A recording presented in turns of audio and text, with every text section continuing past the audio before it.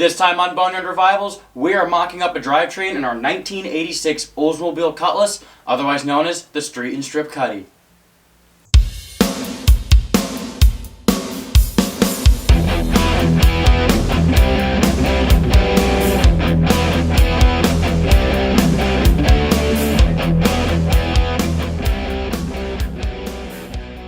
What do we have here? Must be some hooligans. Hey, wanna go for a ride in my square body? Yeah.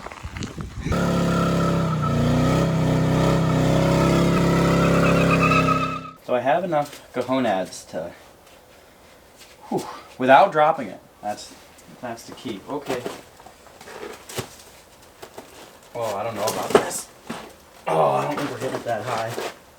Wait a minute, hold up. If I got it in the bed of the truck and then hung it out the back of the truck. Oh, my brain, it turned on. Okay, we have a plan now. Now I know what you're all thinking. Robert, why don't you just use the cherry picker and pick it up and set it on? Well, that cherry picker that you see in most of those videos is actually not mine. And I borrow it occasionally. And I don't have it here at the moment, so I guess giving myself a hernia is the only other reasonable explanation to do what we're doing. So here we go. Okay, come on.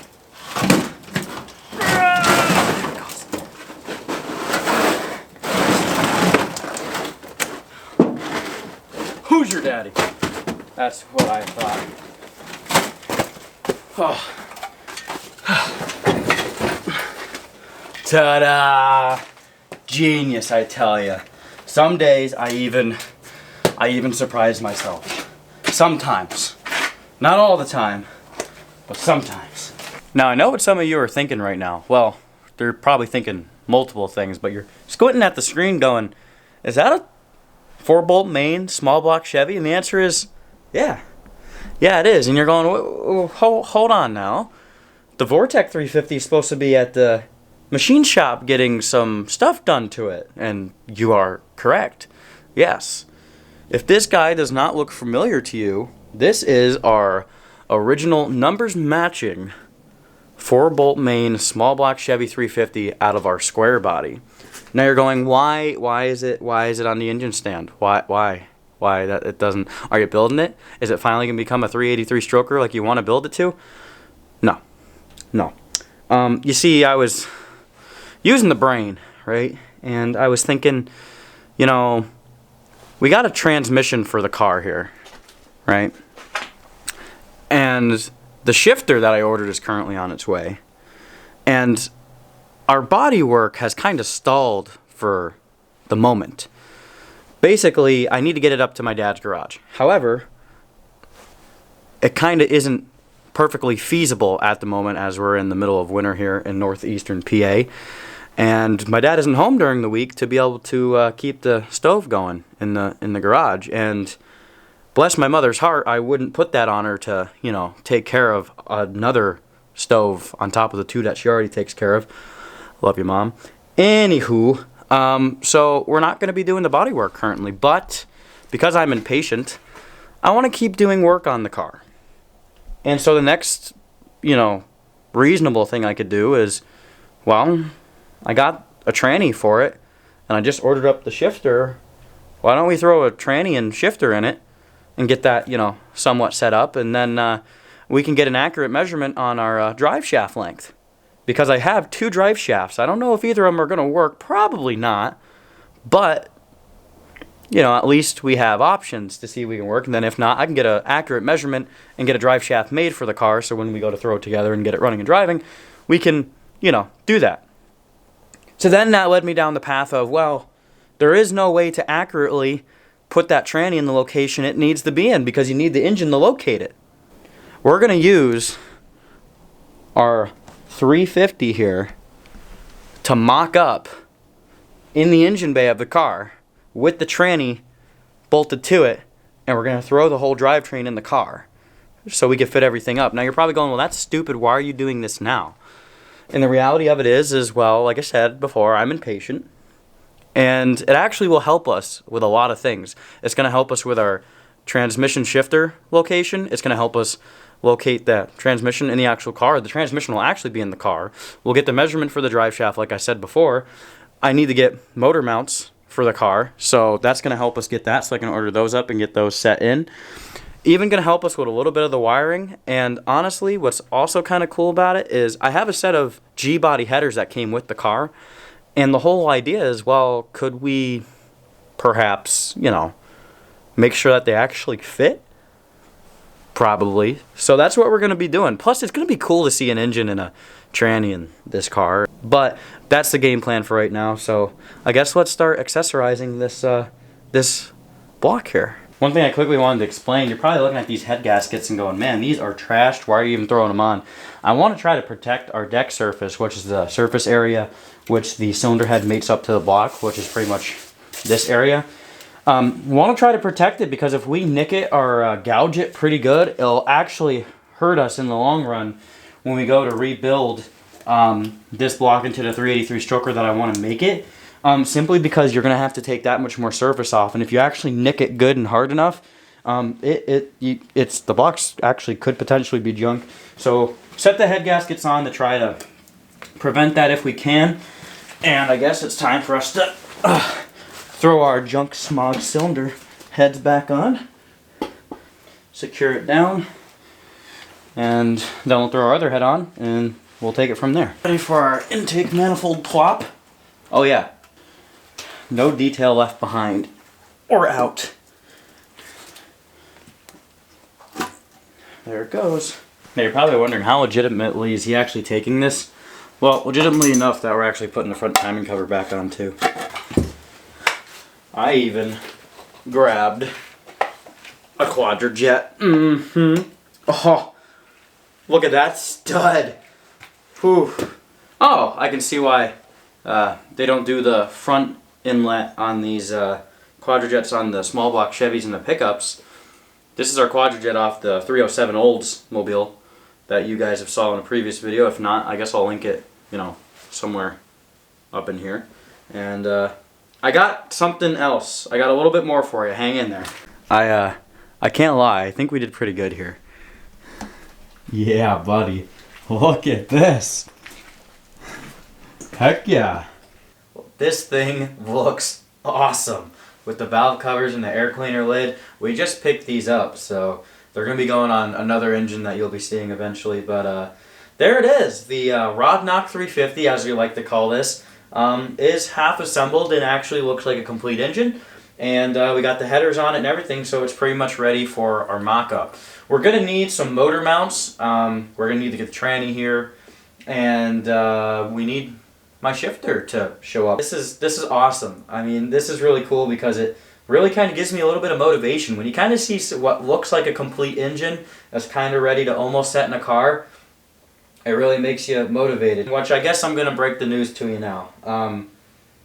The Vortec 350 that we took to the machine shop is going to be built for this car. I'm going to break the news to you now. I'm not going to tell you what we're doing to it, but all I'm telling you is that this car is going to be a riot. Some of you guys in the comment sections have been commenting on that video. If you want to see that, I'll link that up over here. But that engine's going to be awesome. We're doing some really cool stuff to that, and a huge shout out and thank you to Joe, who runs the machine shop over there. Really, really good family friend who has literally helped us with just about anything that you see on this channel. So huge shout out to him and a big thank you for everything that he does for me and helping us do some pretty cool, sweet ass stuff. So yep, I guess we got to get our tranny, and we're going to get ready to mock up everything else. So that's where we'll tune back in. It's here! It's here! It came! It's here! We got it! Package secured! I'm a little overexcited, but wait until you see what's in the box. It's pretty cool. Well, like I said, here it is. It's our B&M Pro Stick. I was either deciding between this or a Pro Ratchet shifter for the car, and then I watched an episode of Roadkill with the Crusher Camaro and saw that David Freiberger had one of these, and I just liked the style, the grip, along with the lever, and I just said, you know what, I gotta have one. And we managed to get this one off of eBay. Of course, it's used. What's really cool about these, and it's kind of, I couldn't find one until I found this one, but this button up top here is our trans brake button. I mean, you can wire it in to be whatever you want it to be, but that's going to be the end goal for this car in the future.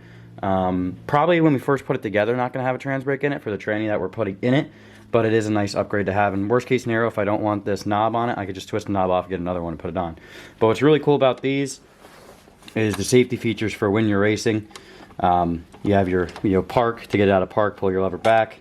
There's reverse, and then neutral, and then basically it actually goes first, second, drive. So it's kind of reverse, which I actually am kind of a fan of. So it's, you slap it, and then all the way back is drive. So it's kind of cool. So when you're at the line and you're, footing it, and you just let all the horsepower sang, you just smack it back, and then when you want to go in the, oh, I smacked it too hard. But yeah, I really wanted one of these. I thought it'd be super cool in the car, so I guess let's fit it up in the car and see how it looks. So we only end up putting one screw in it at the moment. We're gonna have to drill some holes. There's already some holes here, and someone completely diced this the heck up in order to get the cable through there. So we're probably gonna have to come back through and fix some of that. But there's already, like I said, holes pre-drilled here. So I don't know if someone was planning to put a shifter in here before. There were some holes here. There was two back here. But where the holes were, where it looked like they wanted to actually put the shifter would have been up here, and that makes no sense. One thing I probably should do is, unfortunately, that is a power seat. I should probably like rig something up where I can take the wires and touch them to like a 12-volt battery or something, so I can actually move the seat up and get the seat positioned where I'm gonna roughly be sitting in the car, and then get the shifter, placed in the car based upon that position and not the position that the seat's currently at, because it's way too far back, because I'm a little shorter. I'm only like 5'7", and that's inconvenient. So basically, yeah, so we just have it bolted in here, and I'm just gonna sit in here for about the next half hour and just pretend that I'm racing the car and feel good about myself. And yeah, we'll come back after I'm done doing that. So here's what we got going on here. Got the driver's seat out. Now mind you, passenger seat is completely manual. Like it's all activated by levers to move the seat back and forth, all that. Driver one is electric with all the controls, and honestly, I can't lie, I kind of didn't like that idea, just because it's more wires and stuff that I have to run in the car. Adds weight to the car with this, with all this. Another thing I don't like about it is that it's more electronics to run, like wires and stuff, and I don't want to be putting too much of a load on the alternator, and just kind of want to keep it a lightweight setup. But I do want to, while we have the seat in the car, move it up so I kind of know where my actual seating position is going to be. So we have our connector here that's not connected, obviously. We ran some leads off of it. We currently have it on the battery in my S10, just to give it 12 volts. And great news, it is completely functional. Our switches and whatnot, if you can see that or not, the little wheel spinning in there, that's going to be our actual adjustment to make the seat go forward and back. The only problem is that if you look in there, you see some of this orange plastic stuff. Basically, the piece that connects this to that is broken, so she no move. So I got to figure something else out. I might have to pull that all apart, but yeah. So I guess I'm gonna mess with the seat for the next 3 hours. Figure I'd throw this into the video quick because I thought this was super cool. So basically, we pulled the whole motor apart on the bottom here. And basically, it's kind of really cool what they have set up here. So basically, there's little gears, and the little gears go into these like almost square threaded looking things. And basically, that's actually what drives all the mechanisms for the seat. So this seat actually is really, really cool because not only does it go forward and backwards, but the actual bottom of the seat will go up and down. And basically, that's actually what your front adjustments are. You can see like there's a little ram in there. And basically when that spins, it'll actually send that up or down depending on the direction. The ones after that is for the back of the seat. And then the third one's back there, which would be that black one there. And then the yellow one all the way back there. That is actually your adjustment for forward and backwards. So basically what I ended up doing was pull it all apart. Basically the mechanism was kind of shot on the bottom of it. If you take your drill chalk and actually chalk it onto these, it can actually spin it and it'll actually be able to make your adjustments. So I made a rough estimate of where I thought the seat was going to need to be, moved it up, and bam, it's actually reasonably close. Probably for me, I'd set it down a little more and maybe bring the seat up just a skosh, just a skosh, and it'll probably be just about decent. Like I said, I don't want this seat in this car anyways, just because it's the electric one. I'd actually rather get one like this passenger one here, where it has the lever and all that adjustment, so I could just do it like that. But there it is. It's not fully set in. We still need to put the rest of the screws in. Like I said, I just kind of wanted to get it roughly based in there, and I don't know about you guys, but that is one hell of a cockpit. So I am super, super excited about that. Oh my God. Oh, there we go. We're gonna have to do something about those bars, because man, that is gonna be terrible. Especially on long road trips like I plan on taking this car. Whew. Small block Chevy noises, very aggressive.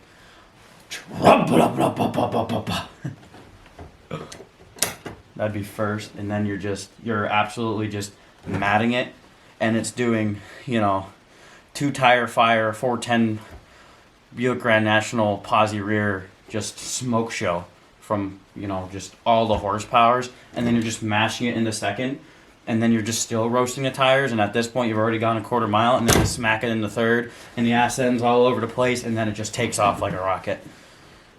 That's without the drag clicks on it, and that's just doing burnouts. Now drag racing, of course, it's just gonna be, up on the converter, light turns green, and you just freaking just let her have it, and then second, and then third. Realistically, it's probably gonna be a low 13, high 12-second car, NA.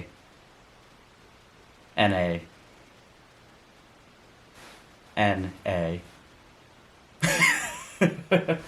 you're trying to figure out what this is going to be our transmission that's actually going to go in the car.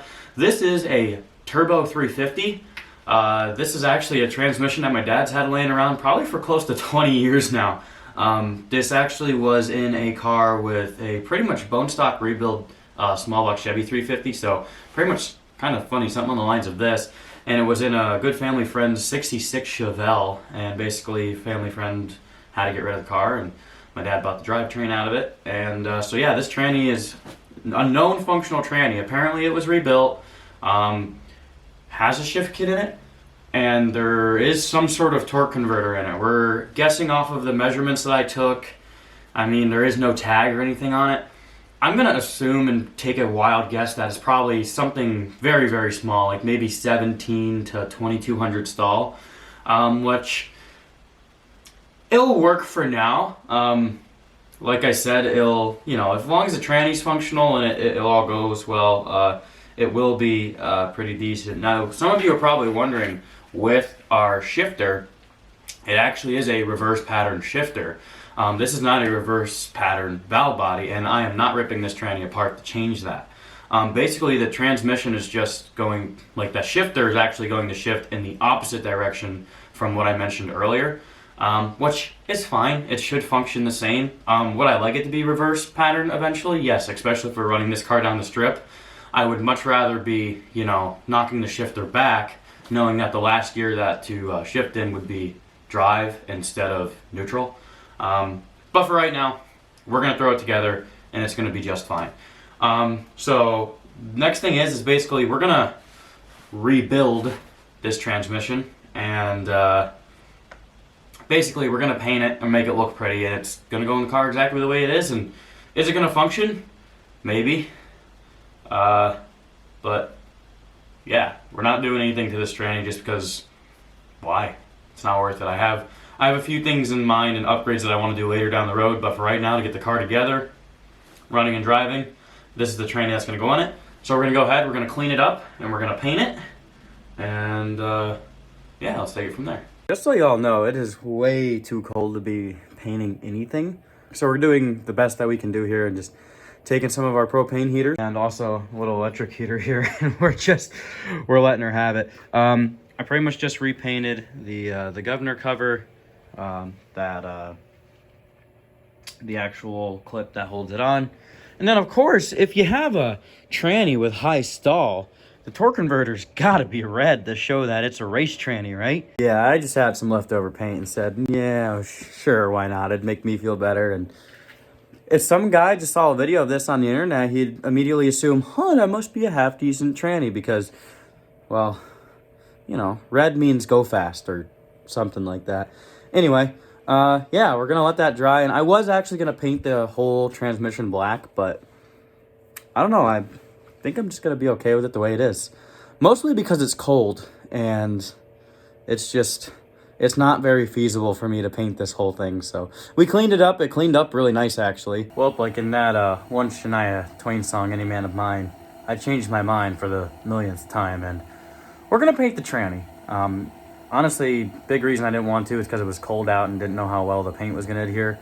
Next reason was because I actually didn't have any high temp black paint, but I went out to the store and bought some Duplicolor engine paint, which is going to do this tranny justice. And we're gonna paint the tranny now.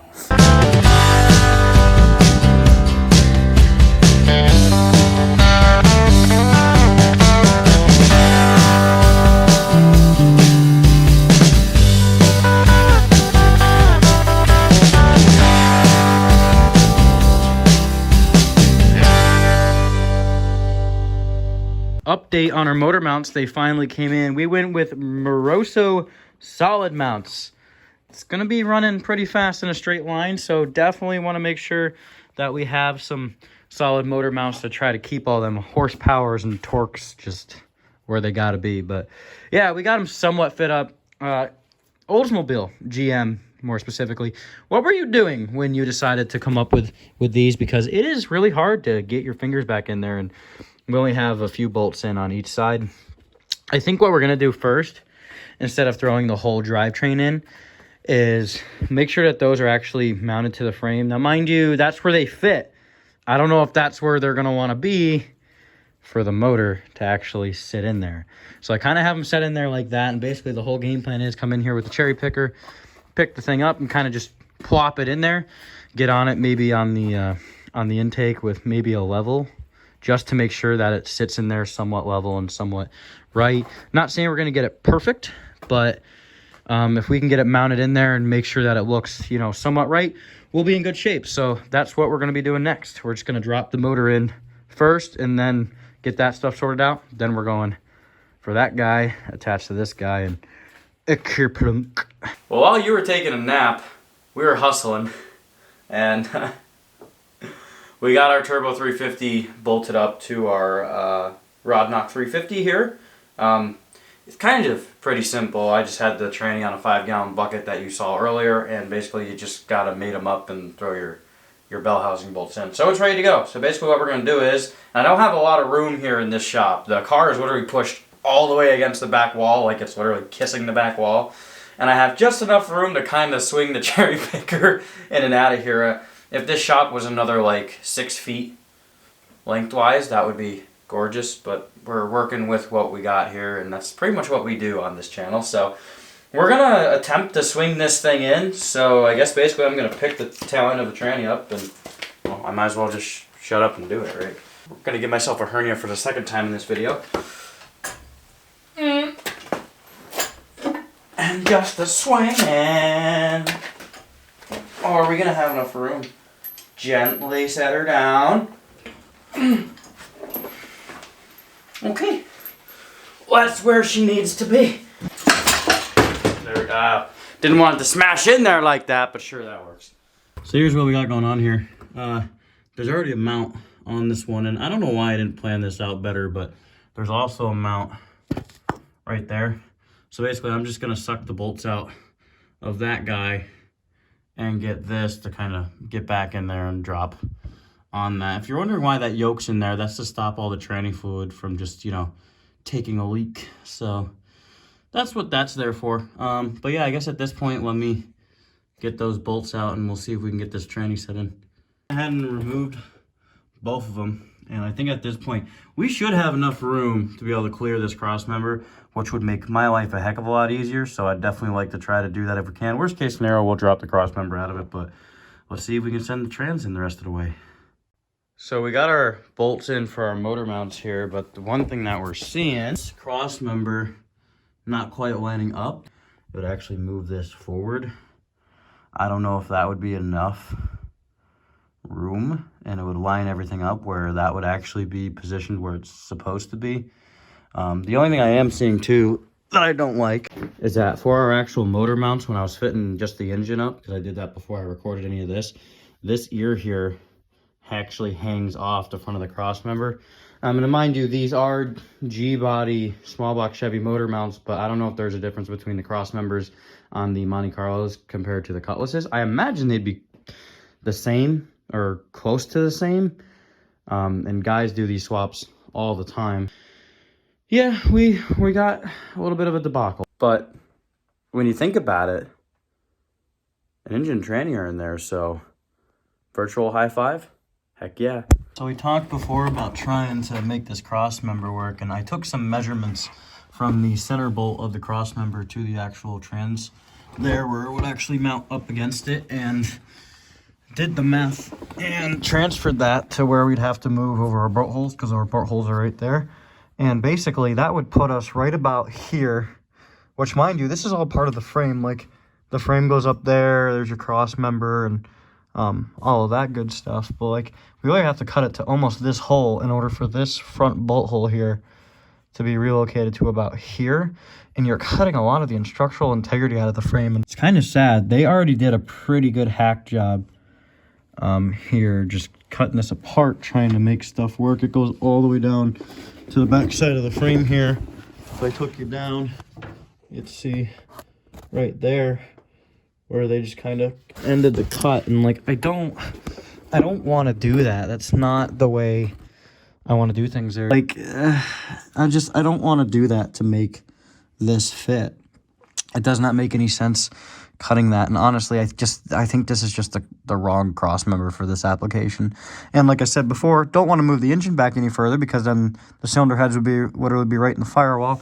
So basically, I think our next step here is going to be buying another cross member, which unfortunately I do not have currently. So yeah, unfortunately, that's kind of where this project's going to come to a screeching halt for the minute. We have some other stuff that's going to kind of take priority right now regarding the square body. As you guys know, there's some upgrades coming for it, but I have another huge announcement coming in the next few weeks for you guys that's going to be pretty cool, and I think you guys are going to be excited to come along for that journey with us regarding that truck and what we're going to be doing. And we have a very, very short time frame to make it all happen, so that's pretty much where I'm going to be shifting my focus. But yeah, so that's kind of where we're going to be at with the street and strip cutty. It's kind of going to be put on the back burner a little bit. Still making progress on the engine for it, and we'll have some stuff on that too. But that's where we're at.